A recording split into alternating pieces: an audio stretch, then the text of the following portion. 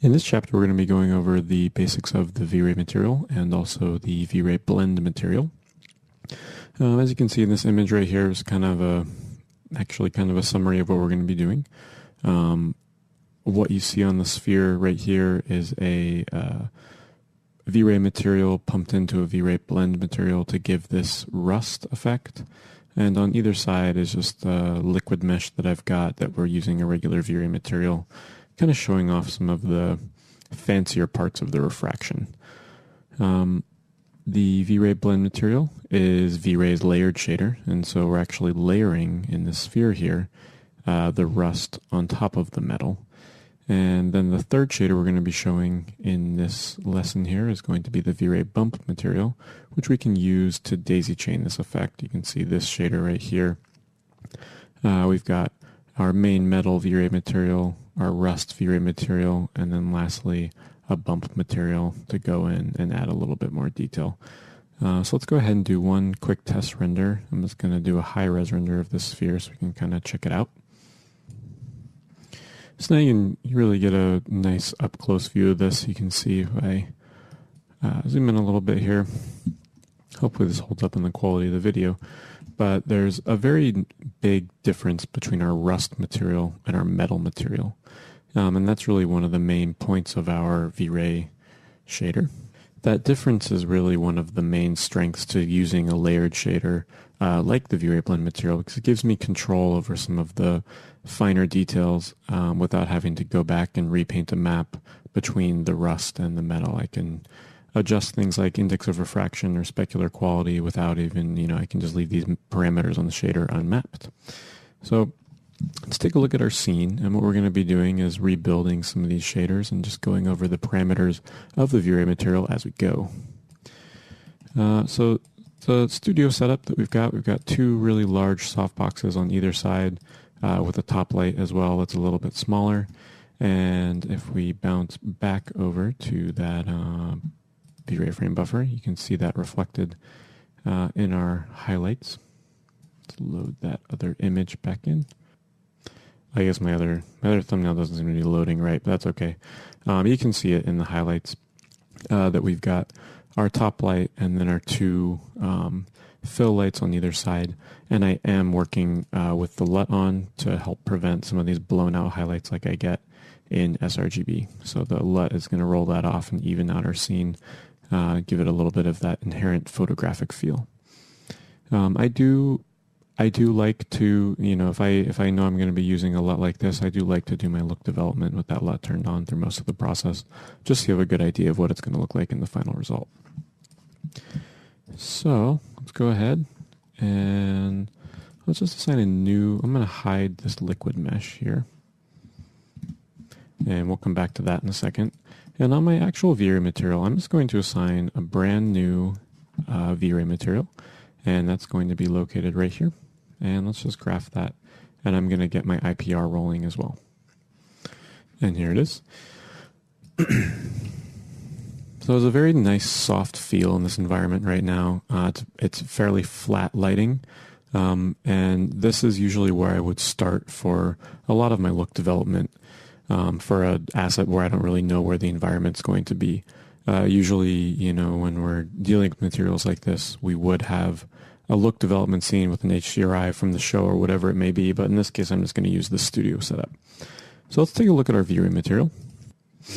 The V-Ray material is divided up into our basic parameters, reflection, including anisotropy, refraction, and then our bump mapping, just so that it's actually very rare that I go and turn on the subsurface scattering on this, but every once in a while I do turn it on and just helps multiply some subsurface through things that you may decide later, and you don't want to convert your shader to a V-Ray fast SSS, which we're going to get into after this lesson. There's also the middle section here, there's these reflect interpolation and refract interpolation. These get activated when we turn that on with this checkbox right here. And what this is actually parameters to go in and help simplify the reflection or the refraction to speed up on render time, but cut back on quality. So let's go ahead and turn that back off. And let's just start focusing on, we've got our main basic diffuse color, which is exactly what you would think it is. We also have an opacity. We can simply just use however you may need. You can also map something to this for like leaves or pages, whatever ripped cloth you may need your opacity for. There's also a new video worth mentioning on the opacity in one of the new versions of Vray 3 that's coming out shortly. I believe it just came out for 3D Studio as 3.2. They've actually optimized the opacity maps even further, and there'll be some additional controls on them. So keep an eye out for that depending on when you're watching this video. Self-illumination is exactly what you think it is, where it's just going to turn your material into an emitting indirect light. And roughness is a little bit of a clay type feeling or a dusty type feeling. You can see if I do one quick test render here. Okay, so that's saved out, and then let's just crank our roughness all the way up. You can see that there's almost less contrast. So if I set A here, so you actually don't really feel the directionality of the light as much anymore. You don't really feel this hot spot. Let me turn off the LUT and we'll display it in sRGB. It's probably going to be even more apparent, right?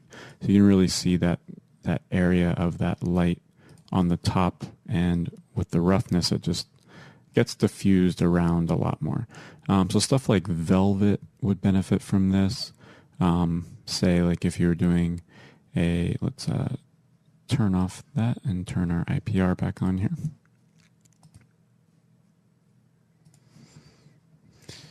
So if you had, a really kind of dark red diffuse color and then a really soft reflection. So it actually brings us into our reflection here. It's kind of got a nice like Christmas ornament going right now. But our reflection setting here automatically has our Use Fresnel checkbox turned on, which is exactly what we want because everything in the world has Fresnel. Chaos Group actually did a little video about it. You should definitely watch that little video. But it's true. Everything really does have Fresnel except for our maybe CG mirror or whatever you want, whatever it may be. But in general, you really don't need to turn this checkbox off. What you will want to do is be able to control this Fresnel right in your reflection settings here. So that's what this checkbox is. Right now, Use Fresnel is linked to my refraction IOR, my index of refraction. And for those of you who don't know, that index of refraction is essentially going to be tied to a real world value that if this number is higher, for say something like 10, it'll be a very chrome type ball. Even 100 would be very, very almost 100%. This is more like a mirror. And then if I had it at say 1.3, that's the index of refraction of water. And you can see with this 1.3, my front-facing faces, as opposed to my edge faces on this sphere, are showing much less reflection. So for something like that velvet, I would probably have this maybe like around 1.6. And I don't really need to look up the real value for this. I can just tune this by looking. And maybe we'll try really extra crazy soft reflection and tint it with some red as well. There we go. You can start feeling that, and getting a nice, some sort of grunge texture in there to help break up that specular would help a lot as well. But that would be our nice red velvet. So let's make this white again, and let's take our diffuse completely out, and let's build some metal here. So if I'm ever building metal with this V-Ray material, it's always going to be this diffuse color black to start, and I want to make sure that my index of refraction starts going higher. So you can see if I was doing something like steel or some darker worn metal, maybe I could have this at like 5 or something like that. And this reflection glossiness will give us a nice brushed feeling. And we can map a specular color map into our reflection color. Or if you have a black and white map that you secondarily want to control with reflection amount, you can do that as well. Usually my workflow ends up being only mapping reflection color and leaving amount open so that I can always dial the intensity up and down as I need to. I'd rather build any of the actual textural quality into the actual reflection color and leave that amount slider open for myself. But there are situations where maybe if I have two different types of materials all on the same map, that I do need to have this amount value mapped to a texture, but in general I like to leave it open. Let's go over to our textures here, and we'll just start building this. If you see, we can take a peek at this reflection texture that I made. So this was just a photograph of some metal and some grunge across the bottom. That's going to be our specular color. So let's get over to our shader here. And I'm going to just map that directly in. You can already see we're getting to a little bit more realistic of a spot. I did tint this metal a little bit blue, which is purely a style choice. Something to note about metals is that all of their reflection all of their color comes from their reflection. In CG land, we can accentuate this with a little bit of diffuse, but I do usually caution against it because it'll start feeling a little bit plasticky with it.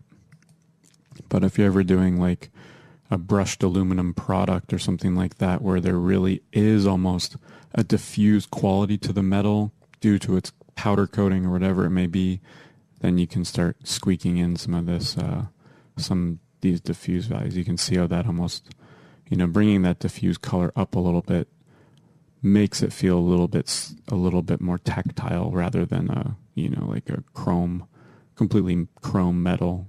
It's a little bit more of that brushed aluminum feel.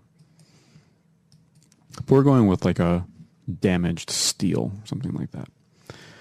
So something else I like to do is run these file textures through some remap ramps. So let's take a peek at what's going on here. So what I want to do, you can see we do have the old remap ramps. I'm just going to get rid of these for now, just so we'll just rebuild it ourselves. And let's go ahead and get rid of that one also. And now what I'm going to do is I'm going to go to the effects rollout and I'm going to insert a color remap. And I want to make sure that I reconnect my reflection color. There we go. So I want to go in here and using this same texture, I can map this into my glossy values. I'm actually pretty happy with this as kind of a base level right now. So that reflection glossiness is 0.675. And let's go ahead and remap the values using that. If you missed it, it's this insert color remap button on the effects of the file texture. And let's set our main color here to, whoops, if I can work my keyboard here.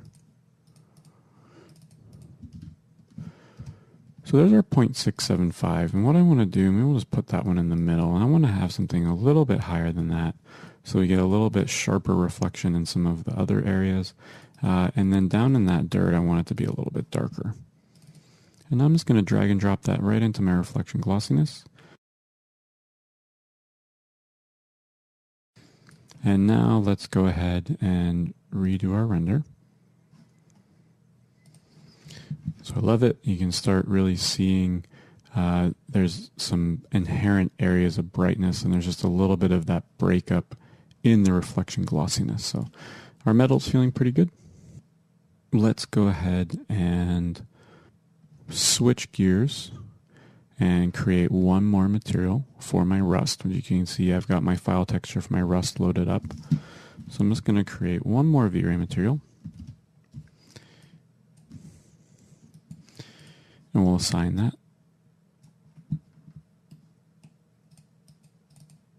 So I like this rust color, and let's get our IPR rolling. Cool. I also do believe, oh no, I didn't end up tiling this at all. So let's go ahead, and what I want to do is the same thing. I'm just utilizing the fact that I'm using some tileable textures here. So let's get that rust tiled a little bit. Great. Got a nice little line going through. The reason I'm building these shaders right now, tileable textures, for this example is just to really show the versatility that we're going to have using these V-Ray blend materials. It's also a really great technique for non-hero assets to just have these tileable textures, and we can utilize them. So anyways, back to making our rust. So just to kind of keep going through our V-Ray material here. So with my rust, I'm going to utilize a little bit of that roughness. And rust is inherently very matte, meaning it has no reflection. But I am just going to fake that a little bit. And I'm going to insert a color remap here.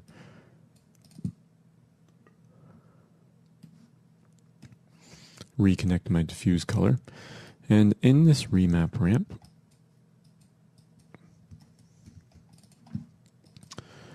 let's just clamp this down a little bit. I'm just going to isolate some of the brighter parts of my image. Something around in there. We'll make it pretty yellow. And now we'll just map this into my reflection color. Got to expand that out. So it's there. I'm not really happy with what it's doing though. I want it to just be a little bit of a shimmer over the top. So let's turn that right back down. Something around in there so we can see it, but I just don't want it to be really in our face. So let's do one more remap ramp. I'm just going to duplicate with connections to network. There we go. And this one's going to be my bump map. This bump map here, we can start with black to white, and then anywhere that I really want to have a little bit more of that bump, so maybe we'll just, we'll still, what I did was I clicked, so I still have a range in the highlights. I'm essentially able to move this around so that I have a little bit larger areas of detail. Set it really high. Felt like I wasn't really seeing it. Now we're seeing it, so now we can dial that back down again. Cool, somewhere around in there. Feels pretty good. And it might be a little heavy, but now we can get to the juicy part of this whole demonstration. We've kind of shown rebuilding our shader here. Oh, actually I just realized I forgot. I am going to want to gamma correct my reflection color. That is a color that I am seeing. Let me make sure that I didn't add one already. I did not. So we want to add this. And now we'll map that into our reflection color. I also would want to do the same thing to my rust, but I did already add the texture input gamma here. And so that's feeling okay. So now let's bust out one of our new shaders here. The first one's going to be our V-Ray blend material. This V-Ray blend material is pretty fantastic. I'm just going to delete all my other shading groups here because I don't really, I want to only have my V-Ray blend material shading group. So this is showing up empty right now because I don't have anything into it yet. So let's go ahead and take a look at this. The way the shader is laid out is we have our base material at the top and then coat materials that can go over top of it. So the coat materials can be like dust over top of glass, which is something we're going to do in this example coming up, or not coming up immediately, but coming up a little later in this video. Also rust over top of metal. You can also set additive mode and you can add additional specular reflection to something if you wanted, and that kind of have a nice way to layer up specular. Let's go ahead and map this in. So let's select our V-Ray blend material, and I'm just going to middle click drag that base material in. Also, I totally forgot something I do want to change on my, I kind of noticed it here. One of the new features in V-Ray 3 for metals specifically, they included this GGX specular type, which has a kind of sharp highlight in the middle and a really wide fall off after that. So you can really notice it if I was to go to my specular. Let's just really kind of crank up some of those shinier areas here. But it, in general, has a little bit more of a metallic feel. I actually kind of liked the way it looks. I don't want to mess with this too much. But it's something you can play around with. Blend is a pretty standard one that we're used to. And the difference here is that if I set it to GGX, the fall off will be very soft around the edges. It's actually going a little dark here because it's actually falling off. This is our whole area of fall off where it would be sharper in the center. And it takes lower values of reflection glossiness a little bit better. So now you can see, there we go. So that's feeling pretty cool. So it's just something to play around with. On that V-Ray material, you can actually change the BRDF type right at the top there. So back to our V-Ray blend material. So the way this works, I've got my base metal up in the base material. And now let's just middle click drag our rust material into our coat material slot. And you can see immediately I just have a 50% A over B where where the coat material is going over top of the base material. It's also a good idea to name your materials so that you can figure out what they are. So this is metal material. And we've got rust material. And then we've got metal, rust, blend material. I don't really know what to name these things when they're on the blend materials like this. But if we take a look at this blend amount, this is where it really starts to get pretty cool. I can actually just dial this up and down. And you can see full white is going to be only that rust material. And full black is going to be my metal material. So now I can go in here and bring in a new file texture. And this file texture, actually I think we've got it loaded up already. I can just drag it down in. So it's this guy here. Here's our rust mask. Let's refresh swatch so you can see what it looks like. And now let's just drag that directly into my blend amount. And there we go. We get that really beautiful rust and metal combo. And you can actually see it's as simple as just updating this map. As you can see, if I invert it, now it's an ultra rusty ball with a little bit of metal. With building a shader like this, it's as easy as updating the map, and you will get a completely different result. So now we can push this a little bit further. Rust inherently eats away at the metal, kind of breaks it down and flakes off and chips off. So I can actually reuse this same texture that I have right here on a new shader, moving this on the, not moving that per se, but moving this texture to a new shader called a V-Ray bump material. This V-Ray bump material is a very easy to use shader, and all it is a secondary bump material, kind of like daisy chaining a 2D bump node together. You can see it still has all the same control, like normal map, bump map, whatever. But I'm just going to reuse this texture. So here's my rust mask going into my V-Ray bump. And I'm going to plug my blend material into my material slot at the top. And now I'm going to go ahead and connect this new V-Ray bump material into my surface slot. And now let's go ahead and give that a render.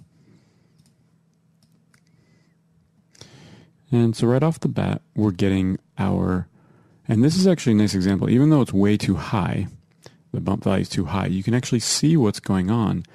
I'm getting a bump amount on both the metal and the rust. So I wouldn't actually be able to assign, I would have to assign this as my bump map to both, and I've already filled my bump slot on my rust anyways. So you can already see the level of complexity that I'm starting to get here. So now let's just get it dialed in a little bit better. So on my V-Ray bump material, let's set this to like negative 0.1. Because I want that same mask that I'm using to bump down in. So that's a little too strong still, so let's maybe even do like 0.05. Negative 0.05. And now that's starting to feel a little bit better. So I didn't actually have this at the beginning of the video, but let's push this even further. So I believe I've got a scratches texture here.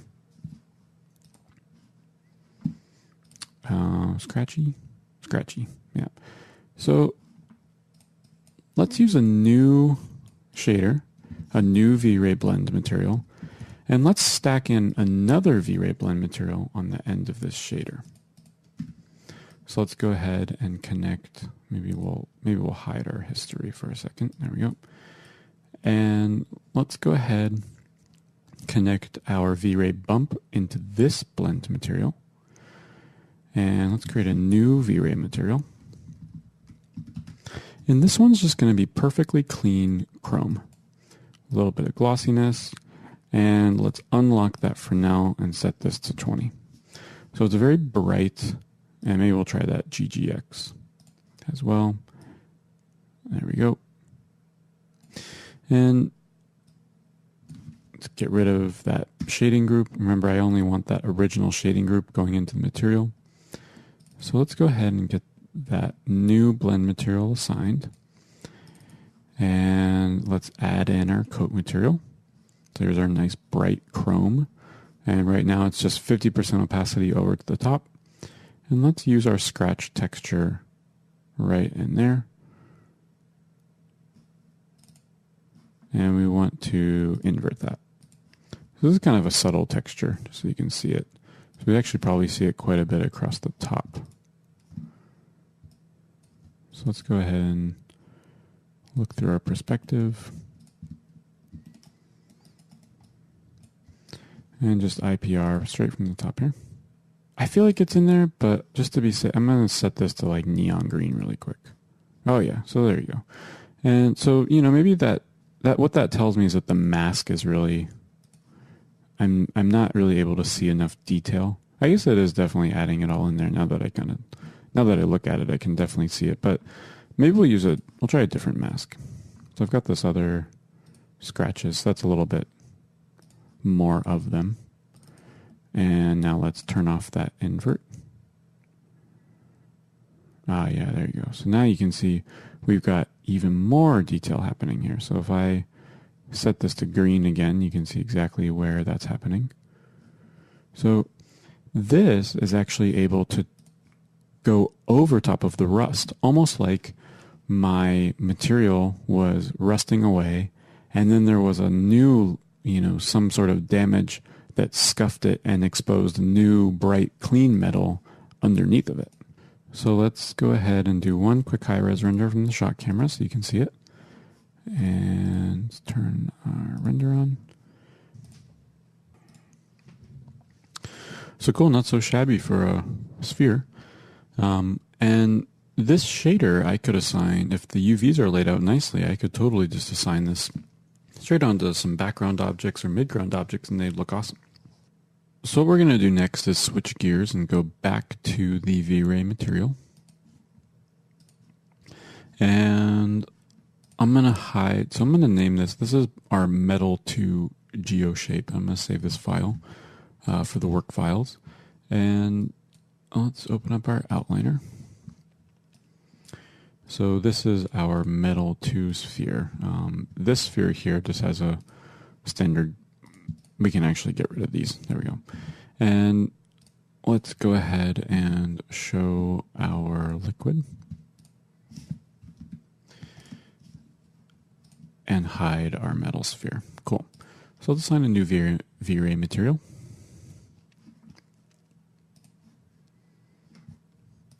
And let's turn on our IPR. Oops, too high res. Let's actually stop that. And let's go back over to our render, regular Maya render view. And turn on our test resolution to 960 by 40. And now let's discuss some of the refraction settings. So Vray has really beautiful refraction on this Vray material. And it's actually, I think, it completely blows Arnold out of the water. It's really, really great. And I'm actually not familiar with RenderMan's refraction, but anyways, this works really well. So you can see it is fully IPRable, which is great. I can just simply turn on refraction color, and I have glass, and it looks pretty cool. Let's just isolate this right onto this one here. And it also, if you have your refractive caustics on, this will focus GI rays and give you some really soft caustic-y kind of effects in shadows. You can sort of see that happening right there. If I turn this, let's focus on that one little area, and you can see if I turn off these refractive caustics, it gets much, much darker down in there.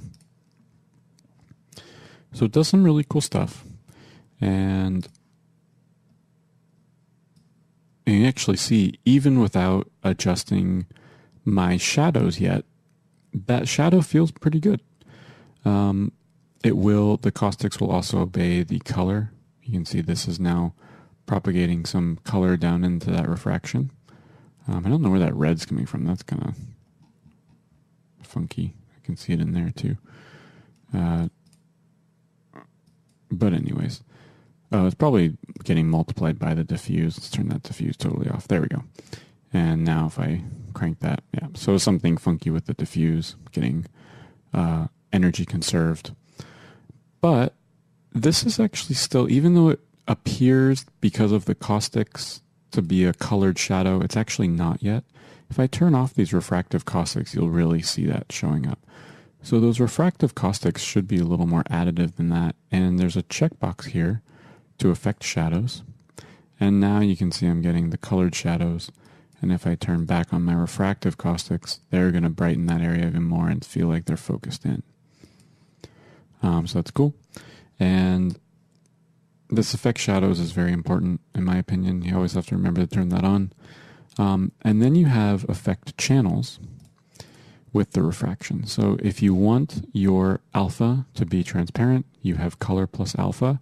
And what's very unique in Vray here, you can actually, other renderers do have this functionality too. It's not totally unique, but it does work really nicely. You can set this to propagate that refraction to all of your channels. So meaning if you had like reflection, or sorry, let's go to lighting here. You can see this is solid black. But if I set this to all channels, I actually get that lighting information going through the refraction. And it makes it so I don't even need this refraction pass anymore.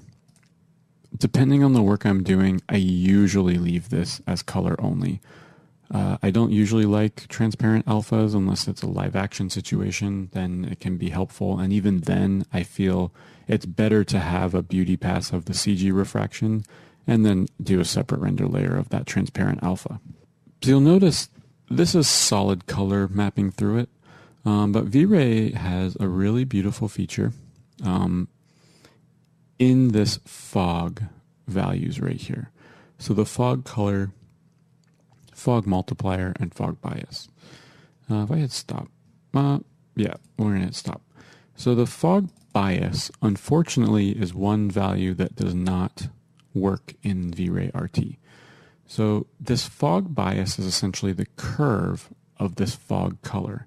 And what I mean by fog color, let's set this back to white, is that it's going to multiply color into your object based off of depth.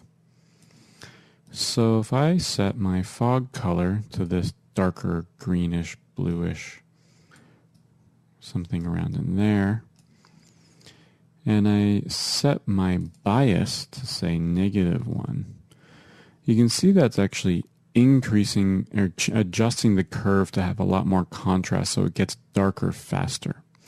What that also means is it'll be more transparent in the smaller areas of my geo. So now let's go ahead and turn on my IPR. Looks awesome. may or may not be what I, originally intended. I can now brighten that color. So that's looking pretty cool too. That's way cooler than the original stuff I had up on my screen. I really like this darkness, and let's say I wanted to get this a little clearer right in here. I'm going to stop my IPR. I'm going to adjust my fog bias a little bit lower. So now we're starting to get a little bit more of that light coming through, but this one a little bit darker. So maybe if I just brighten that color a little bit. No, I like that black though. Yeah, that's cool. So we'll say that's pretty good. But you can see the relationship here.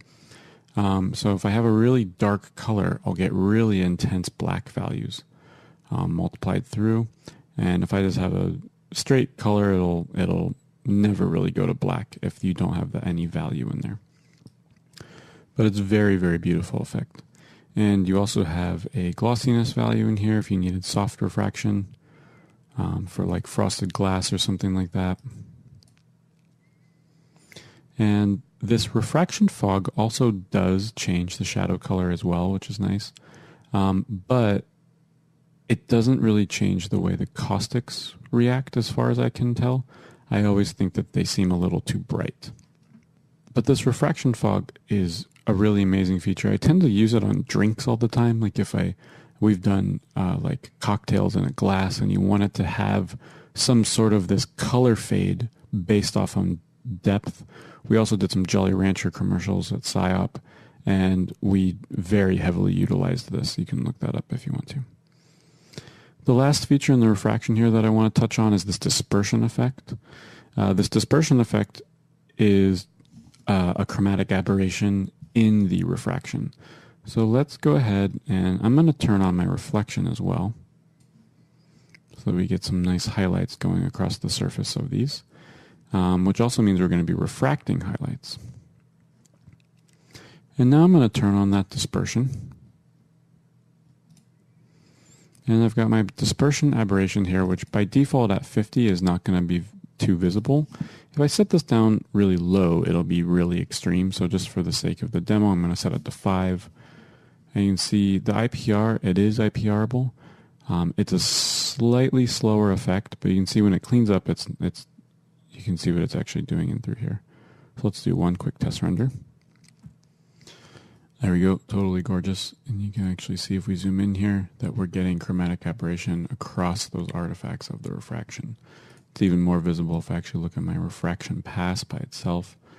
Especially down in here, you can see I'm introducing these yellow and red tones throughout and just kind of breaking it up even further. So if you're ever doing anything hand-blown glass or something like that, it could be really helpful. And also just to bounce back, and let's take our really fancy glass shader that we've got here, and we can actually even make this into a V-Ray blend material. So let's create a gray shader. And this is going to be our dust material. So a little bit of darkness, a little bit of roughness, turn on our reflection, give it some really soft color in there. And there we go. So that's looking cool for some dust, maybe a little bit less reflection, a little bit more roughness. And I can layer even a glass shader like this. We can make our fancy glass a little bit old and dusty. So let's create a V-Ray blend material. And let's go ahead and I'm going to connect my V-Ray material to the base, the glass, and the dust is going to be the coat material. And let's go ahead and use a snow texture and set this to be black and white. And let's make that snow be our blend amount. And now let's go ahead and do a test render. And you can see I'm getting this really awesome effect of just having this kind of gray dustiness over top of it. And this should IPR as well.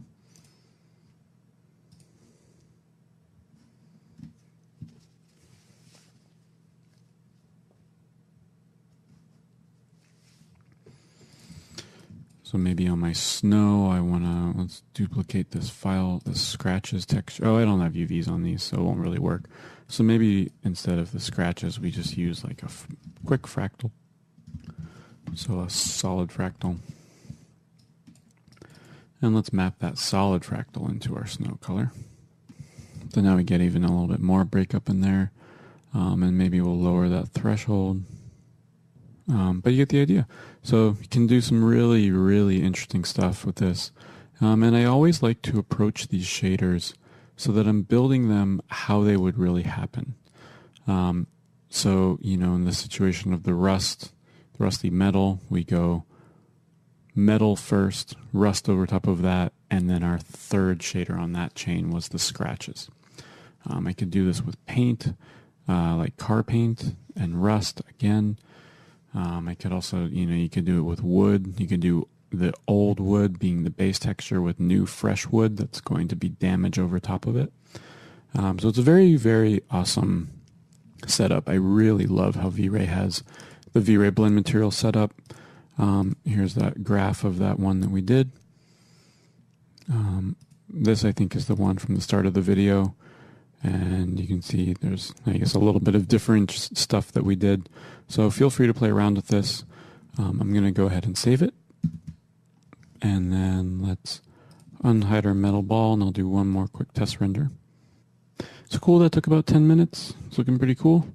The aberration and mixed with the snow shader for the dust is definitely a heavy one to compute, but looks pretty cool. So go forth, have fun. The Vray blend shader is really a ton of fun. It's really got a lot of potential in it. You can see the different stuff you can do with it is just endless. So really think about when you're making material, should you be building it in this way? Are there two very different materials, for example, dust and glass, or rust and metal, where it can really benefit you to go in and switch it out to a Vray blend material instead? There's a pretty surprising, when you really sit and think about it, there's quite a bit open to that way of building a shader that makes a lot of sense. So hopefully this was an informative look at the Vray blend shader, and on to the other shaders.